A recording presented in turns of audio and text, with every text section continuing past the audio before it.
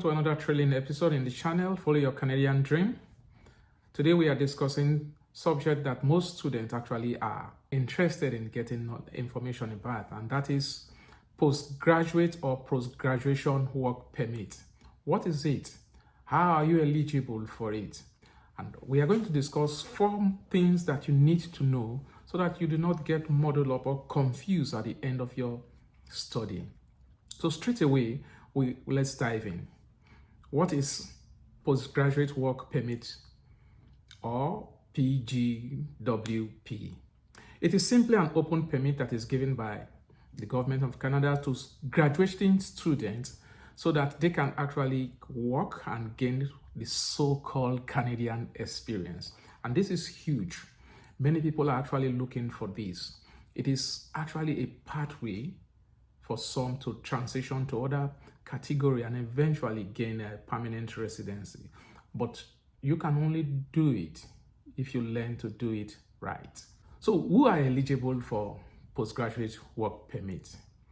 Well, we want to know that you must apply to a DLI, an institution that is designated by the province or the territory that you are living, that is given the authority to issue or visas for people, that is international students, to come and learn. So if you are not in a DLI institution, you are not eligible for postgraduate work permit visa. Also too, your duration of study must be at least 8 months or more. So let's say you have an 8 months course that you've enrolled to take and you took only 7 months of it. You will not be given a postgraduate work permit. You won't, unless you complete the 8 months. 8 months is the least, and the maximum that you can get for a PGWP permit is actually 3 years. And another thing that you need to note in this category, you cannot get more than what you study. So the visa is actually tied to the duration of your study. So if you are schooling for 1 year, that is, if the duration of your course of study is 1 year, you'll be given a 1 year duration on your PGWP. So if you have a 3-year program, at the end of it, if you qualify, you're in a DLI institution and you applied for it, you'll be given a 3 years PGWP. So it's as simple as that. So the first thing you need to do is to ensure that you are studying in a DLI institution. And the next question that many people will ask is, how do I know that my institution is a DLI institution? I'm going to drop a link where you can actually put in the province that you are and click on search. It will give you the different institution in that particular province, and it will tell you if they have the DLI designation or not. One thing we need to know is that not all DLI institution or not all the courses in a DLI institution qualifies for PGWP. So you need to have that in the back of your mind before you apply. So it is not just with the lure that I want to go to this school, I want to take this course, but you want to have the future in mind first. So you do what they call reverse engineering. You want to know that the school you're going to is a DLI institution. They offer courses that can qualify you for PGWP before you apply.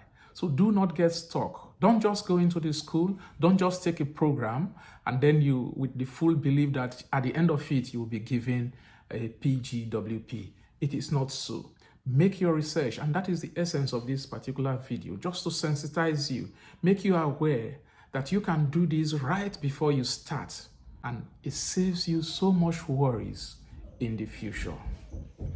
Having said that, the next thing you want to do is to ensure that, like we mentioned, your program should be more than at least 8 months or more to qualify you for this visa.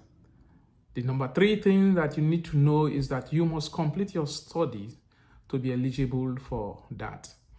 And last but not the least, not all DLI institution or not all the program in a DLI institution qualifies you for a PGWP.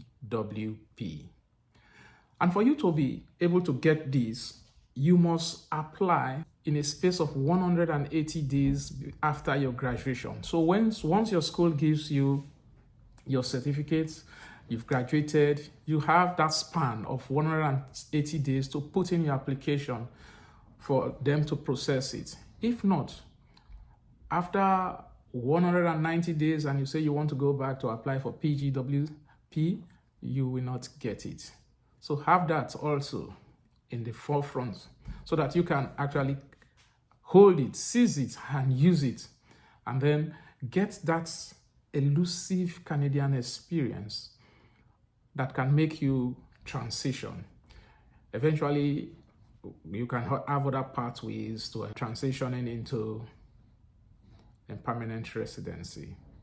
And for people now, there is an temporary extension that they can actually extend their PGWP. It is temporary due to the implications of COVID.